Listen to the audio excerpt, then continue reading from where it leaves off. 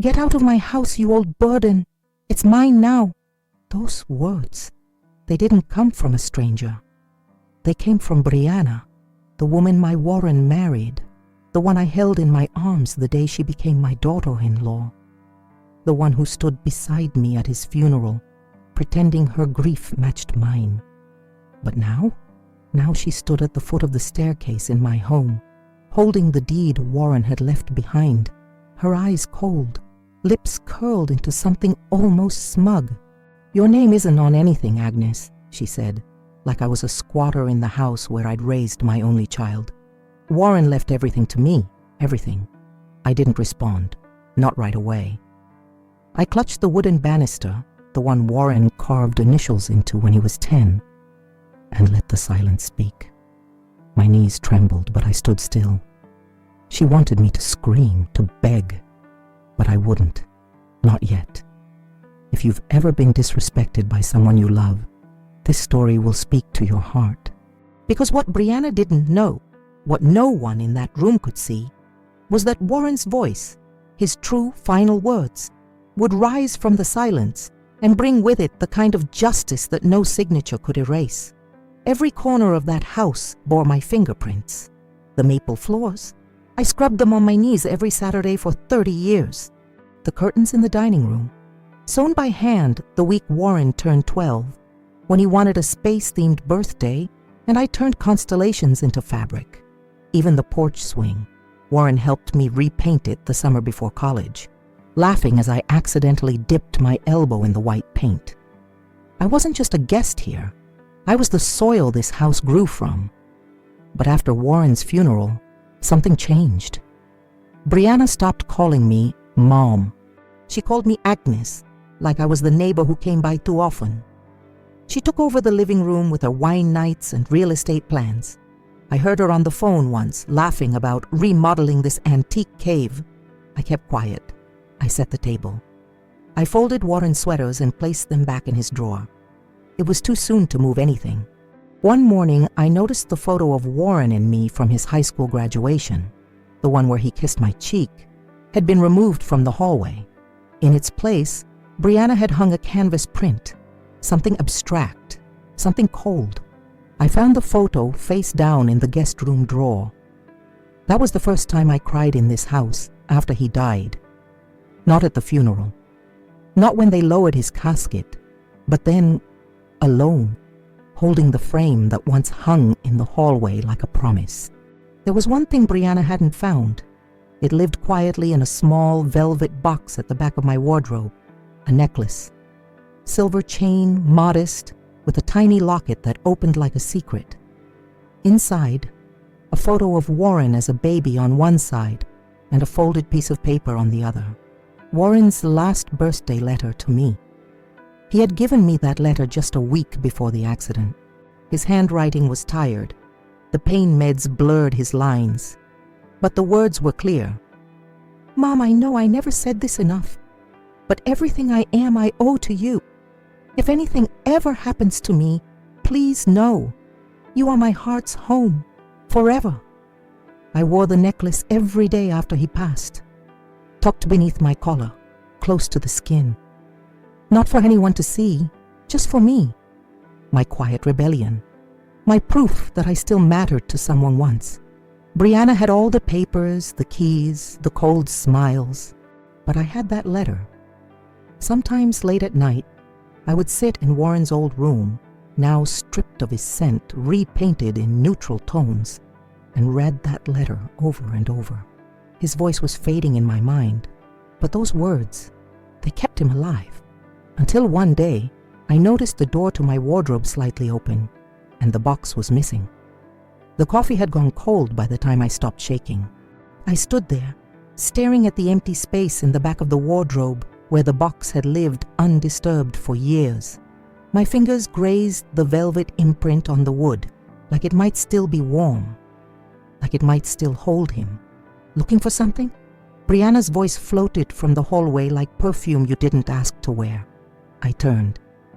She leaned against the doorframe with a towel over her shoulder, pretending casualness. But her eyes flickered with something sharp, something victorious. I had to do a little organizing, she said. Too many things in this house gathering dust. I said nothing. I just stared at her. She walked toward me, slow, deliberate, and placed a white envelope on the nightstand. You'll want to read that. She left before I could respond. Inside the envelope was a single sheet of paper, a typed notice. She wanted me out by the end of the month. She'd listed remodeling and mental tension as her reasons. At the bottom was her signature, a flourish like a knife, and taped beside it was the locket, not the necklace, just the locket pried open and flattened. The letter inside was gone. She hadn't thrown it out. No, she was keeping it. I sat down on Warren's old bed and held the empty locket in my palm. It felt lighter now, and somehow crueler. That night I didn't sleep. I sat at the kitchen table with the light above me, flickering like it wasn't sure if it should stay on. I wrapped a shawl around my shoulders and watched the door to the hallway, waiting for the sound of her heels. Brianna walked like she owned the floorboards now. The locket lay in front of me, open, hollow. I wondered if Warren knew, truly knew, what kind of woman he had married. In the hospital, he held my hand every night, even when the tubes and wires made it hard to reach. He used to whisper, "You'll take care of her for me, won't you, Mom?" I'd nod, thinking I would be the one to guide her through grief. I didn't know she'd be the one guiding me to the door. At dawn, I made 2 cups of coffee. Out of habit, one with sugar for me, one black, the way Warren liked it, even when it hurt his stomach. I placed his cup across from mine, like I used to when he was home for holidays. And then I cried. Not the loud kind. The kind that comes without breath, without sound. The kind that happens when your body remembers what dignity won't let you say out loud. Outside, a bird began to sing. Inside, something inside me quietly snapped. Not anger, not revenge, resolve. The day Warren died, I folded a paper crane. It was something we used to do when he was little, after the rain, when we stayed indoors with old newspaper and hopeful fingers. He believed each crane carried a wish. That day, I made one with a page torn from a hymn book. I didn't even know what I wished for, just something to hold. Now that same crane sat on my nightstand, faded, bent at the wings, a quiet thing in a house that no longer had quiet. I picked it up and ran my thumb along the crease. I thought about calling my sister May. She lived 2 towns over, had offered me her guest room right after the funeral. "Just until you catch your breath," she'd said. But I didn't want pity. Not yet. Not until I could explain how I let my son's wife rip this life from under my feet. The phone sat in my lap. I stared at Warren's number, still saved in my contacts, still there, like muscle memory. I pressed it. Disconnected. Of course. But still, I let the call ring out, into silence, into nowhere. I just needed to hear something other than her voice echoing in my mind. When I hung up, I looked at the crane again. Tomorrow, I would do what I hadn't dared yet. I would go into Warren's study, the room she never entered, the one he'd locked the week before the accident. Warren's study had stayed shut since the week he fell ill. He closed it himself. I remember the sound of the key turning. Slow, deliberate. "Not now, Mom," he had said softly, when I asked if he needed anything from inside. Some things can wait. And so I waited. Now I stood before the door, the paint around the knob slightly worn from all the years we lived here. My fingers hesitated. Not because I feared what was inside, but because I feared what wasn't. I checked the usual places, the drawer in the hallway table, the cupboard near the pantry, the ceramic bowl by the entryway where he always tossed his loose change. Nothing. Then I saw it. The photo of us at the lake, the same one Brianna had once tried to throw out, but I'd rescued and hung in the hallway near the linen closet. It leaned slightly crooked. When I straightened it, something clicked. Taped to the back, wrapped in aged masking tape, was a small brass key. Warren. He'd hidden it where only someone who loved him would notice the frame out of place. I closed my eyes and held the key to my chest. In that moment, I didn't feel old. I didn't feel unwanted. I felt like a mother on a mission. The door opened with a gentle creak. Dust lingered in the air like memory. And on the desk, untouched, was a sealed envelope with my name written in Warren's hand. I didn't open the envelope right away. I sat in Warren's old desk chair, the same one he bought after his first book was published. It still creaked in the same spot, the left armrest wobbling slightly from the time he let Brianna assemble it, and she insisted she didn't need the manual. The envelope felt heavier than paper should. It had my name, Mom, in the handwriting I'd know anywhere. Slightly tilted, the M always too big. He'd written it with effort. That alone made my throat tighten. I traced the edge with my finger and closed my eyes. Outside I could hear Brianna's voice on the phone, laughing, probably arranging a contractor to gut the kitchen, or bragging about how she'd finally convinced the old lady to leave. She didn't know this room had held its breath for me. I broke the seal. Inside, a letter, and a folded sheet notarized with a faint blue stamp. The letter came first. Mom, if you're reading this, it means I didn't make it, and I'm sorry I left you in a house full of unfinished things. But you need to know, I changed the will. I left instructions. I made sure this house stays yours, because this house is you. I stopped reading. My hand went to my chest. The paper. The notarized one. It was a codicil. A legal amendment. His signature clear. Dated 3 days before he died. He hadn't left it all to Brianna after all. I sat there for what felt like hours. The codicil trembling in my hand. He had done it. Warren had made it right.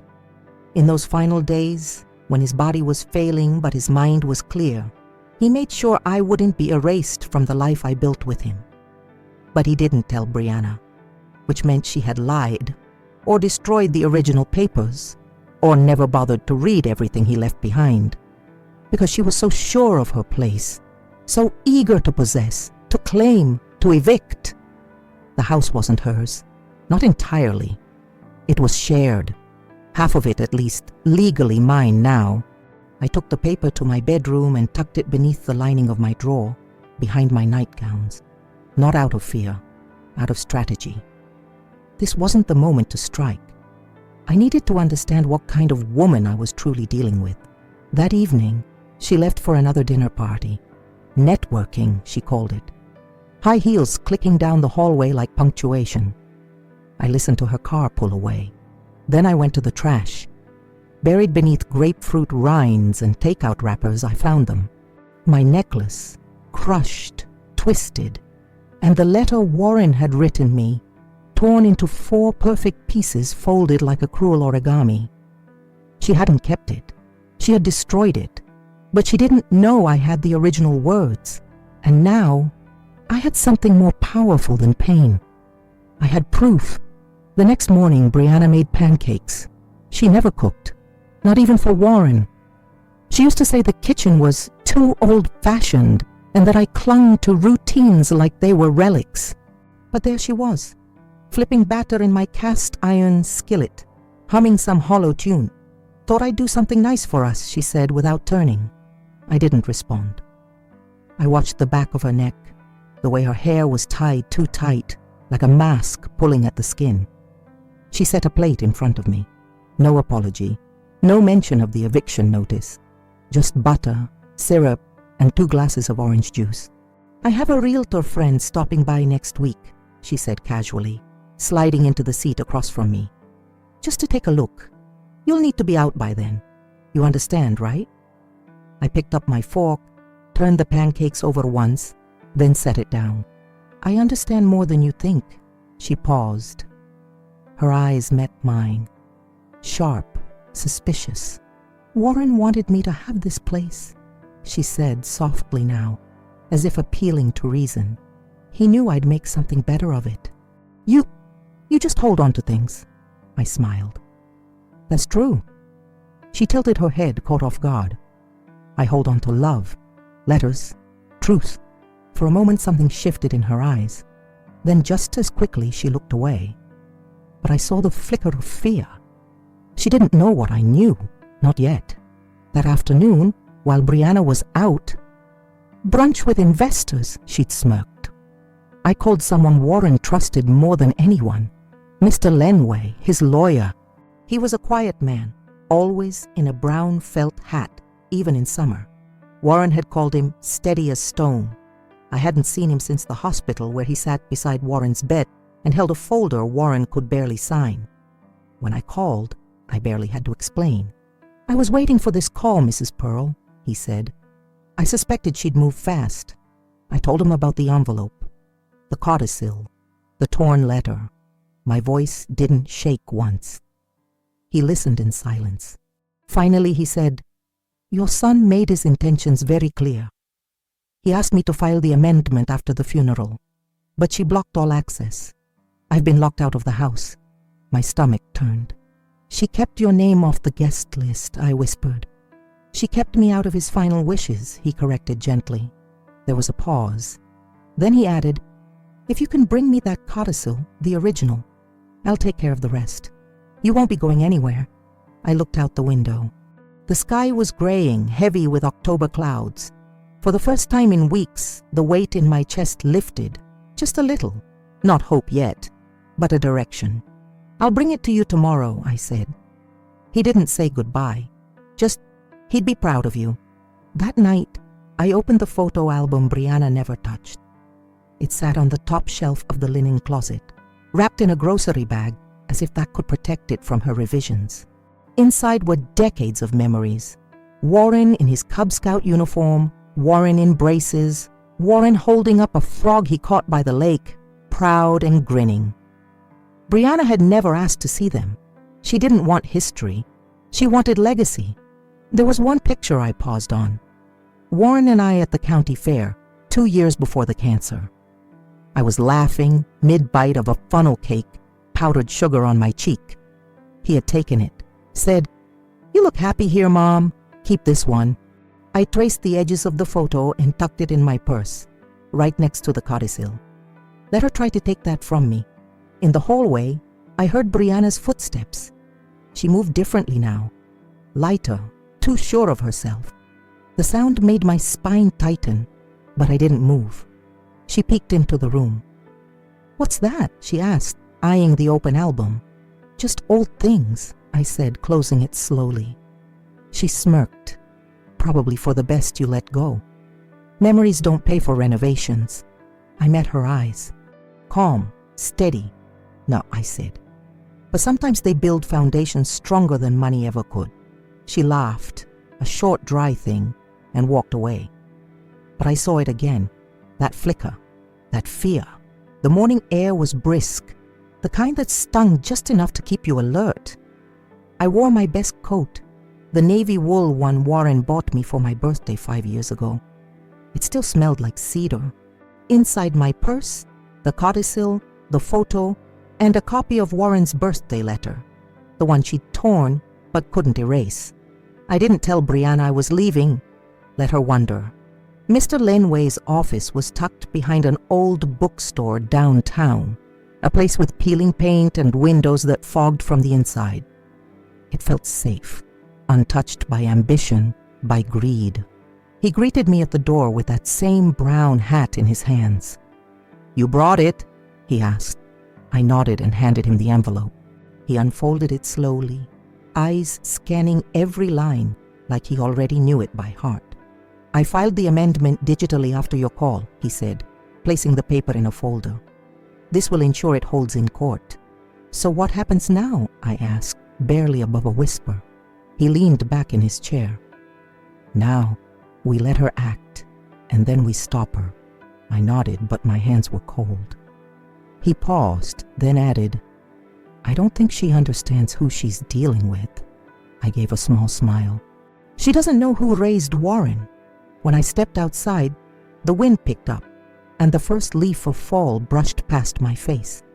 It felt like a whisper, like Warren saying, "Go on, Mom. 2 days later, he showed up. A man in polished shoes, holding a clipboard and flashing a plastic smile. "Hi there, I'm Todd, Brianna's agent. She mentioned we'd be doing a quick walkthrough today." I was pruning the front hedge, clipping slowly, methodically, the way Warren used to do when he needed to think.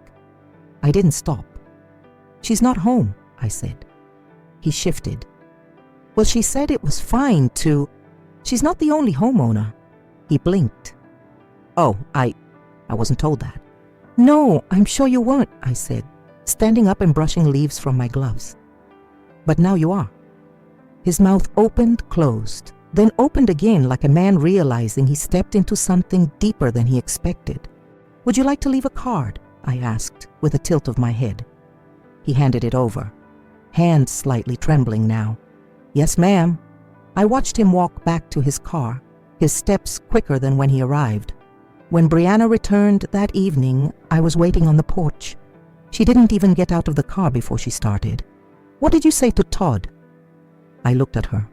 Calm, not smug, not angry, just clear. I said this house has 2 owners, and only one of them still remembers who built it.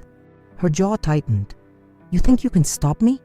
I stood, took 1 step toward her. "I don't think. I know." And for the first time, she didn't have a word ready. Only silence. That night, long after the porch light went out and the house settled into its quiet creaks, I heard it, a crash from the hallway. I rushed out in my robe, my heart pounding. There, at the foot of the stairs, lay the glass frame from Warren's graduation photo, shattered. The photo half covered by shards, the corner torn. Brianna stood over it, barefoot, wine glass in hand. "I was reaching for the light," she said, voice slurred, eyes wet. She hadn't cried since the funeral, and even then it had felt rehearsed. I walked past her, knelt, and picked up the photo. A small cut opened on my thumb. I didn't flinch. I pressed the corner of my sleeve to the blood. "You shouldn't leave things like this in shared spaces," she added, trying to steady her voice. I stood slowly, the photo still in my hand. "Shared spaces?" She nodded. "You think a piece of paper changes everything?" "No," I said. "But Warren's words do." She turned away, pacing. "He pitied you, Agnes. That's why he wrote you letters, left you scraps of comfort. You were his guilt." I breathed deeply. Let the insult hang in the air like smoke. "You're wrong," I whispered. "He was my joy, not my apology." She turned back to face me, but her eyes were different now. Uncertain, cornered. The kind of look people get when the truth starts pulling the ground out from under them. Sunday came with gray skies and a soft drizzle. The kind of morning that made old bones ache and old memories stir. I went to church alone. It was the same little chapel where Warren had been baptized, where I once led the women's prayer circle before Brianna's arrival, turned my world into shadows. The pastor, Reverend Cole, had married Warren and Brianna, his hands trembling slightly as he blessed their union. He'd known our family for 30 years. When I stepped inside, he saw me before I sat down. "Agnes Pearl," he said gently. "It's been too long." We sat in his office, surrounded by dusty hymnals and the smell of old cedar. I hadn't planned to tell him, but sometimes pain slips out when someone simply says your name like they still mean it.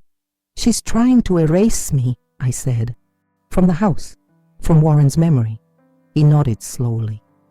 "And yet, you're still standing." I showed him the torn letter, the photo. I didn't need legal help from him. I needed something deeper. "Did I raise him wrong?" I asked. Reverend Cole leaned forward. "Agnes, no mother who kneels in grief and still stands for justice has raised her son in vain." My throat tightened. He reached into a drawer and handed me something small, a keychain. It had once belonged to Warren, left behind during a youth retreat. "Give her no room in your soul," he said. "Only the house, and even that, not for long." The next morning, Brianna made muffins. Blueberry, the kind she knew I liked, or perhaps the kind Warren used to bake on Sundays when he was well enough to stand at the stove. They were warm, fresh, and placed carefully on the counter with 2 matching mugs of coffee, mine with sugar, hers without. She was waiting at the table. "I want to make peace," she said, smiling just enough to show teeth, not warmth. I looked at the muffins, then at her hands. No ring. She'd stopped wearing her wedding band a month after the funeral. Said it hurt too much. "What do you want?" I asked. She folded her arms. "Let's talk. Just us. No lawyers, no documents." I waited. "I'm willing to let you stay," she began, "in exchange for signing over your share. You'll have a room, a place to live. I'll even cover groceries." I stared at her. She spoke like she was offering shelter to a stray. "You want me to sell my dignity," I said quietly. Her eyes flashed. "I'm offering you comfort." "No," I said, reaching for my coffee. "You're offering control." She leaned in. "You think you can win, Agnes? You're just—" I stood up before she could finish. "I'm a mother who buried her only son and still shows up every morning with her spine intact. That makes me a mountain. You're just weather." She said nothing as I walked away, but I heard her exhale, like someone realizing she might lose. That evening, I returned to the hallway closet. It was quiet in the house. Brianna had gone upstairs early, slamming her bedroom door with just enough force to make her point without admitting she was unraveling. But I knew the sound of defeat when I heard it. It echoes differently, heavier, with more breath than voice. I opened the closet and pulled down an old shoebox tucked behind winter blankets. Inside were pieces of Warren, handwritten notes, birthday cards with lopsided hearts, his kindergarten drawing of me wearing a crooked crown labeled Queen Mom, and under it all, the voice recorder. He had used it when his fingers got too weak to write. Said talking felt easier than thinking sometimes. I hadn't touched it since the week he died. I pressed play. At first static, then, "Mom, if you ever hear this, I need you to know something. I changed the papers. She won't like it, but I did. I left half the house to you. You deserve more than walls, but it's all I have." My hand flew to my mouth. "I wanted to tell you in person, but time got mean." I paused the tape, heart pounding, tears falling, proof in his voice. The truth made sound. He hadn't left me behind, he had left me armed. And tomorrow, Brianna would hear him speak, not through me, through himself. It was a Wednesday. I asked Mr. Lenway to come by the house. I said, "Bring someone who can witness." He nodded without asking questions. That's the kind of man he is, quiet but tuned to justice. I didn't tell Brianna. I simply made tea, set the table, wore Warren's favorite brooch, the little gold leaf he gave me for Mother's Day when he was 12. It always slipped to the left, no matter how I pinned it. But today, it felt steady. At 2 o'clock, the doorbell rang. Brianna answered it before I could. And there he stood, Mr. Lenway, flanked by a notary and a clerk with a manila folder. She froze. "What is this?" she asked, arms folded, chin high. He stepped past her gently. "A business of the late Warren Pearl." We sat in the dining room. I set the voice recorder on the table. Brianna stared at it like it might explode. "What's that?" she asked. "Warren's voice," I said. "No," she snapped. "You don't get to—" I pressed play, and the room fell silent. "I left half the house to you, Mom." Her face changed. Not all at once, just enough to crack the surface. The notary cleared his throat and slid the signed codicil across the table. "This, combined with the audio, will be entered as formal proof." Brianna didn't speak. Her mouth was open, her hands trembling. And I folded my hands in my lap, like a woman who had finally been heard. She left the room without a word. No scream, no accusation. Just the scrape of her chair against the tile and the sound of her heels tapping down the hallway, faster than usual, as if she were trying to outrun the truth now echoing in the walls she thought she owned. Mr. Lenway and his clerk gathered their things quietly. No victory speeches, no smug glances, just quiet dignity, the kind that follows truth finally allowed to breathe. Before he left, he looked at me. "We'll file it today," he said. "She'll be forced to acknowledge it. The house will be split, legally and permanently." I nodded. He paused. "You did this with grace, Mrs. Pearl." I wanted to believe that. I wanted to feel noble, but all I felt was tired. After they left, I stood in the living room and looked around. At the corners, Brianna had tried to modernize.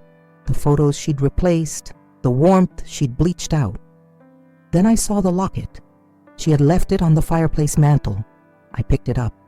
The chain was still twisted, the clasp bent, but the locket itself closed again, as if someone had tried to erase the damage.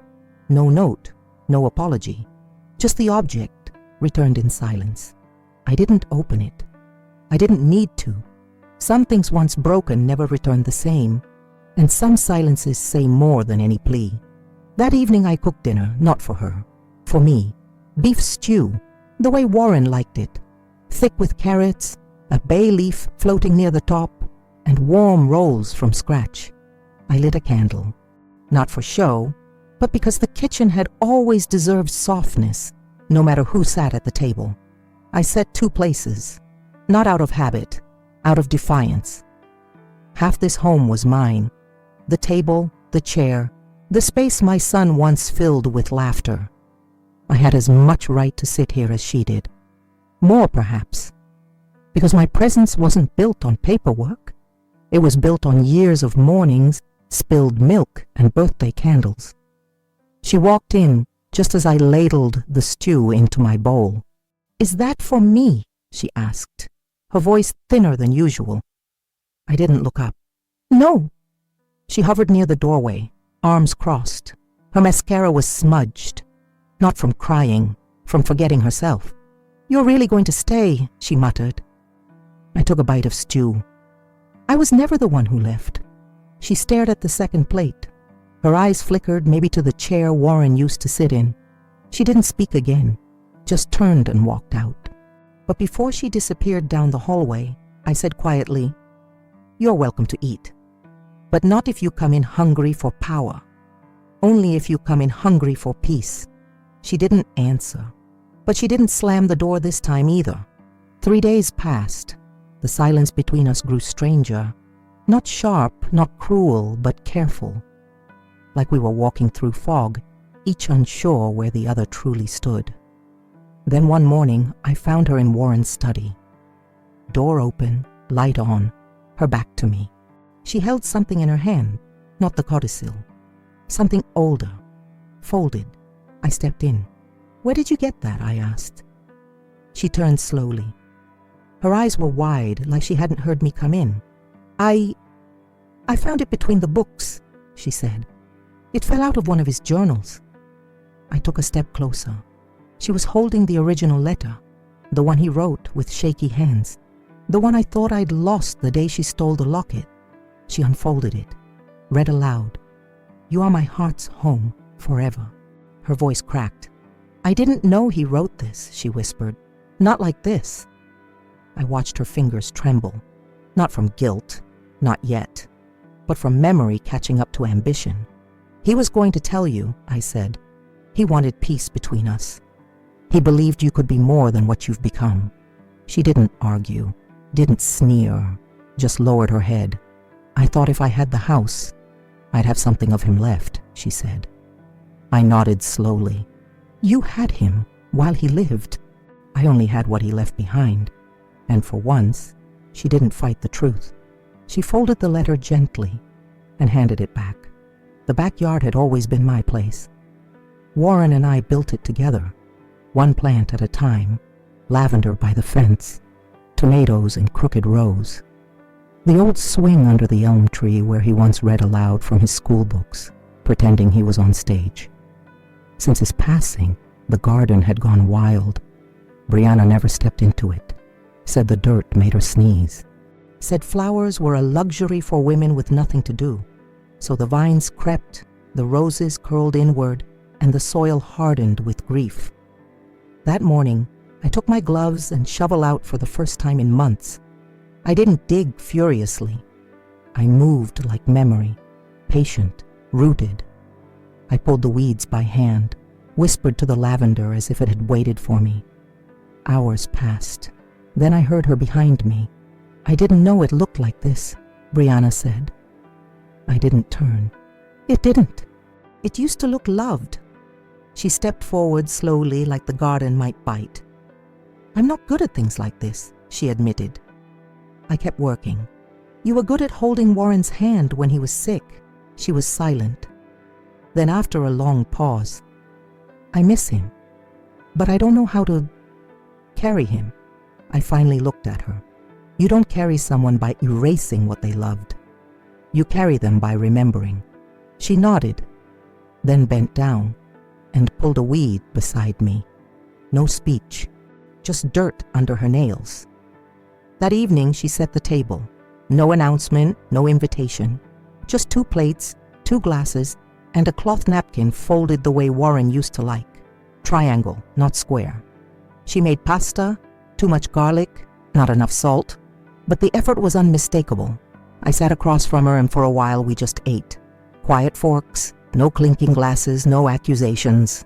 Just the small sounds of 2 women who had finally stopped fighting for a dead man's memory and started listening to what he left behind. Midway through the meal, she looked up. "I thought he'd show up," she whispered. I didn't ask what she meant. I knew. Grief plays tricks. Makes you expect footsteps, messages, open doors. "He does show up," I said, "in the things that survive us." She looked down. "Like this table? And the way you folded that napkin?" A soft laugh escaped her lips, unplanned. "He always corrected me. And you always pretended not to care." We both smiled, the kind that stings behind the eyes. She wiped her mouth, cleared her throat. "Agnes, I don't know if I can ever say sorry in a way that fixes what I did." I shook my head gently. "Some things don't get fixed. They get understood." She looked away, but her shoulders eased, just enough to make the air feel lighter. The chair beside me, Warren's old seat, remained empty, but it didn't feel vacant anymore. It felt full. The next morning I made tea and left the door to Warren's study open. It wasn't an invitation. It was a decision. The room had always been sacred. The only space in the house Brianna never dared to enter until desperation pushed her past its threshold.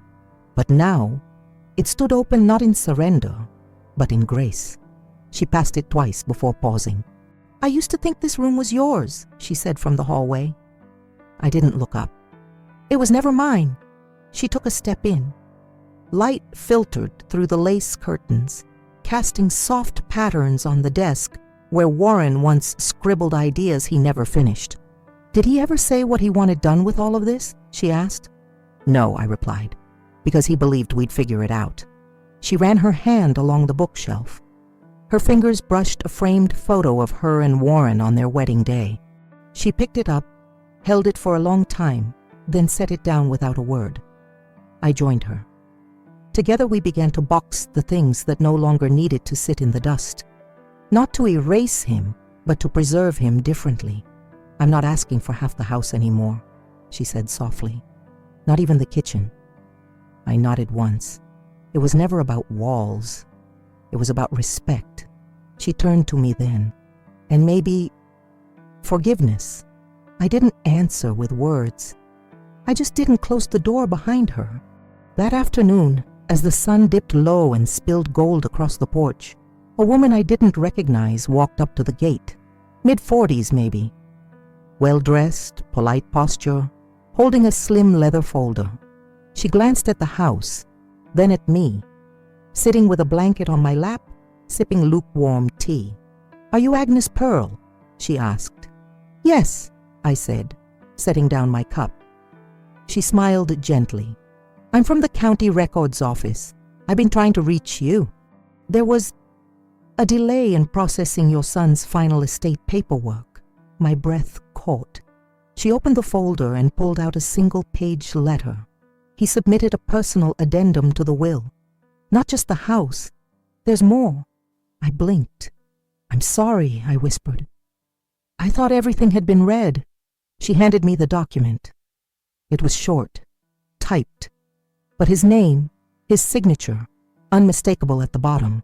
He had listed not only the house, but his life insurance, and designated me as co-beneficiary. Half. The rest was to be placed in a trust for Brianna, with one condition. She must remain in the house, peacefully, without contesting my share. I looked up at the woman. He planned this? She nodded. He filed it 2 days before he passed. I didn't cry. Not this time. Because Warren hadn't just left me shelter. He'd left me peace in advance. Like a man building a bridge, he knew he wouldn't live to walk. I found her in the laundry room that evening. She was sitting on the floor, her back against the dryer, arms around her knees. The hum of the machine masked her breathing, but not the way her shoulders moved. Slow, uneven. She didn't look up when I stepped in.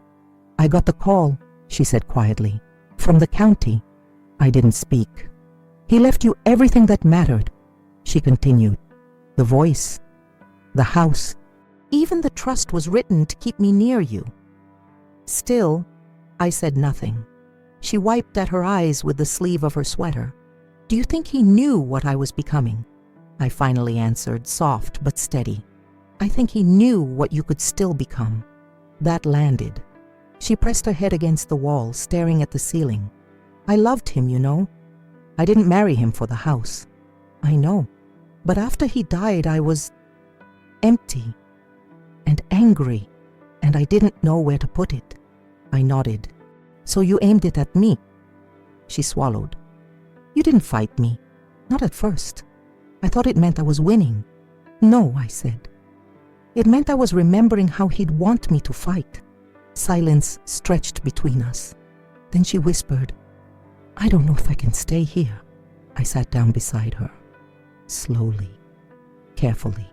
You don't have to decide that today. She turned her face to me, eyes raw. I don't deserve your kindness. No, I said. You deserve a choice. There was one room Brianna had never touched, the attic. She used to call it haunted, half joking, half afraid of what she might find among the dust and boxes of things too sentimental to discard. But now, she asked me, would you show me? She said softly, standing at the foot of the narrow staircase. I held the railing and led the way. The attic smelled of cedar and old paper. Sunlight leaked through a cracked window, casting long lines across covered furniture, yellowing books, and one wooden chest with Warren's name carved by his teenage hand. We knelt together. Inside were pieces of him she never saw.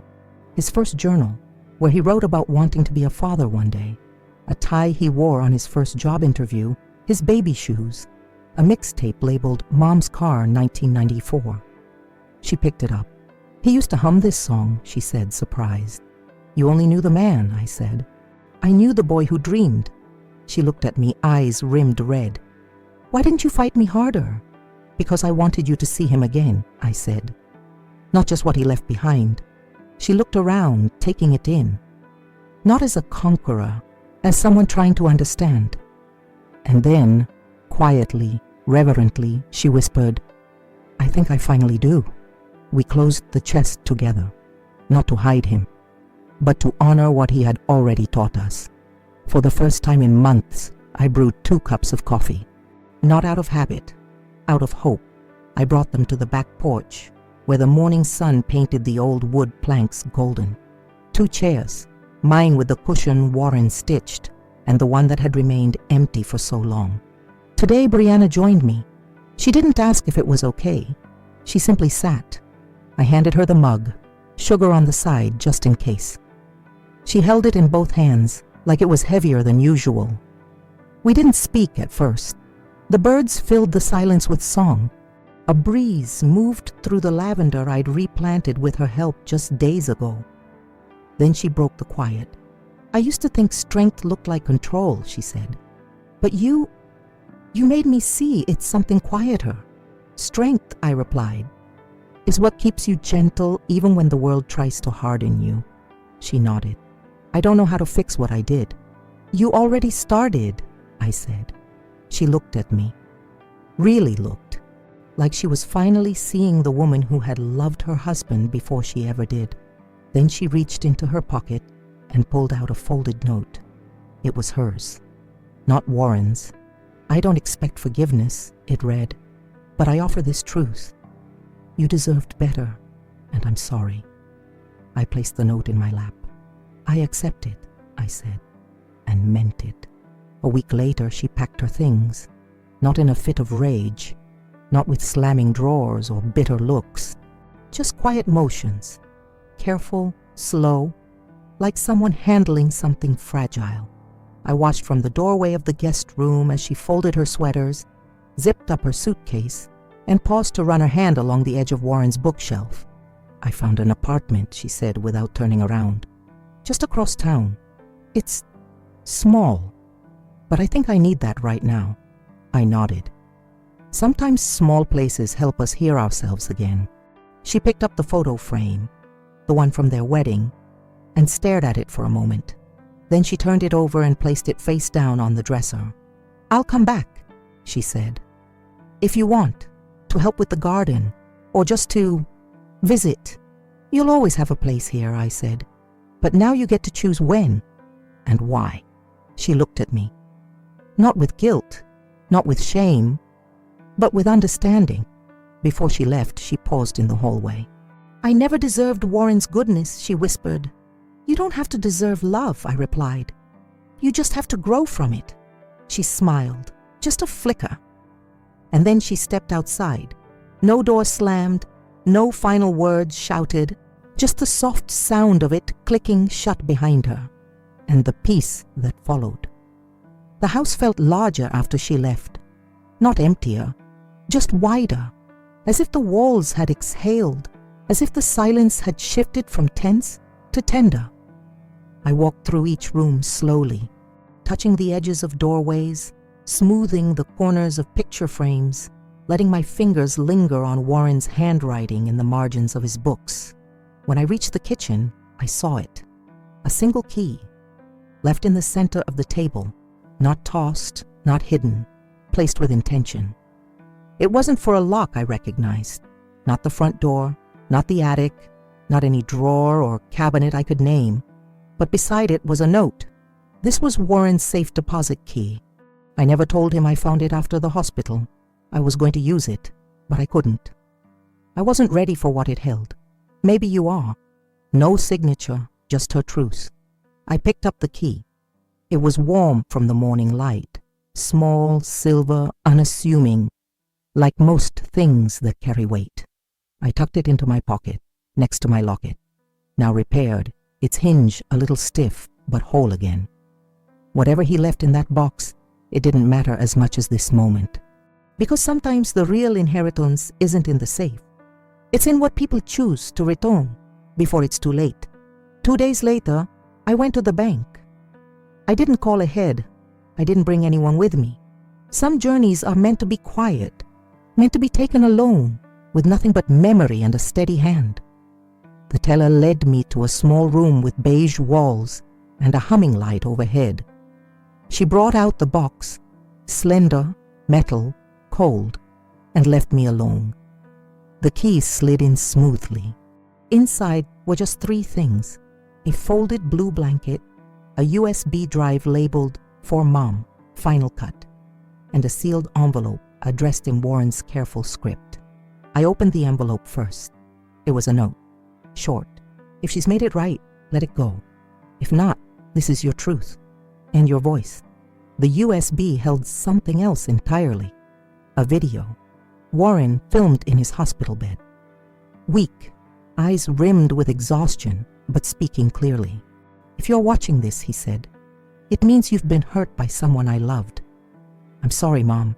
I tried to protect you in life, but if I failed, I give you this. This video is yours to share or not, but let the world know. I see you. I choose you. My hand covered my mouth, not for what he said, but for what it meant. He hadn't left me justice. He'd left me choice, and that was more powerful than revenge. That night I sat alone in the living room, the USB resting beside my tea.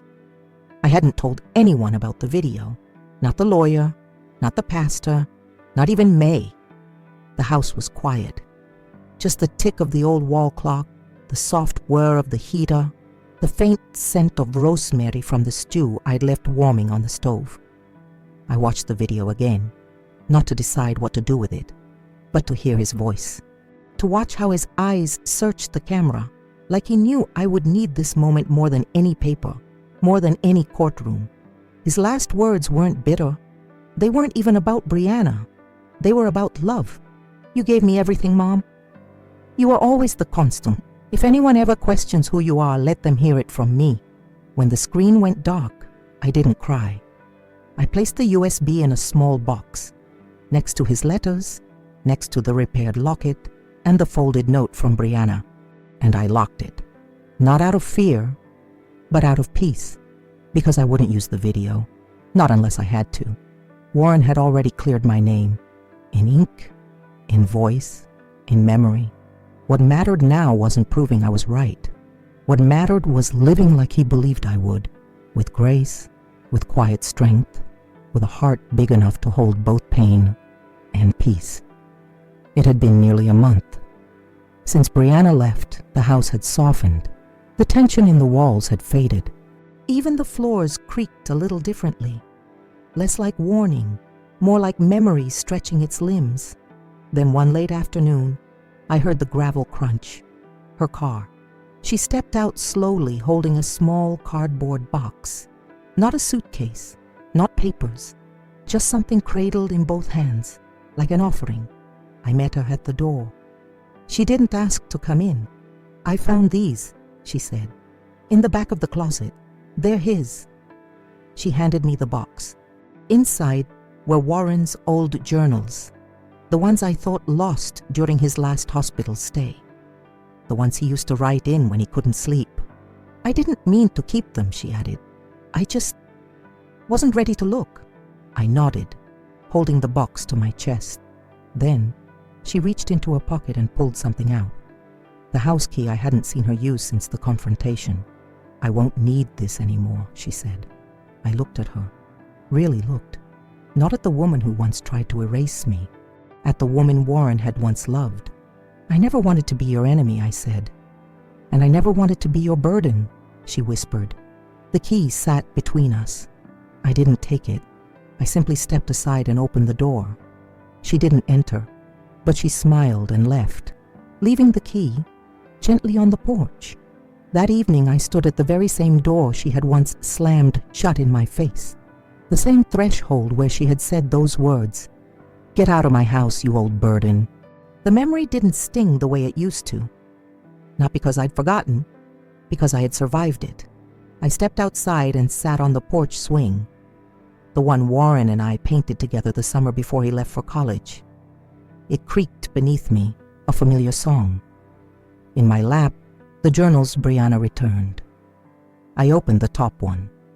The first page held only a sentence. "Mom, if you're reading this, I hope I made you proud." I closed the book gently and looked at the key she had left behind, resting now on the porch table like a punctuation mark. She had finally done what I didn't expect. She gave back what was never hers to keep, not just the house, but the choice to stay or leave or rebuild. I looked at the door behind me, the same one that once closed on me. It stood open now, not just for me, but for truth, for memory, for justice, and most of all, for peace. The next morning I dusted the hallway. It had been months since I truly tended to this space, the one Brianna once stripped of warmth. Gone were the cold canvas prints she'd hung. I had taken them down quietly, one by one, like peeling off something that never belonged. In their place, I chose just one frame, Warren's graduation photo, the one where he kissed my cheek, joy spilling from his eyes. The glass had been replaced, the frame newly polished. I held it in my hands for a long while before hanging it just beside the staircase. The sunlight hit it gently, like it remembered where it was supposed to land. I stepped back, and for the first time since his death, the house felt whole. Not perfect, whole. There was a small sound behind me, the creak of the hallway floor. I turned. It was May. She had stopped by unannounced, carrying her usual tin of lemon cookies and a knowing look in her eyes.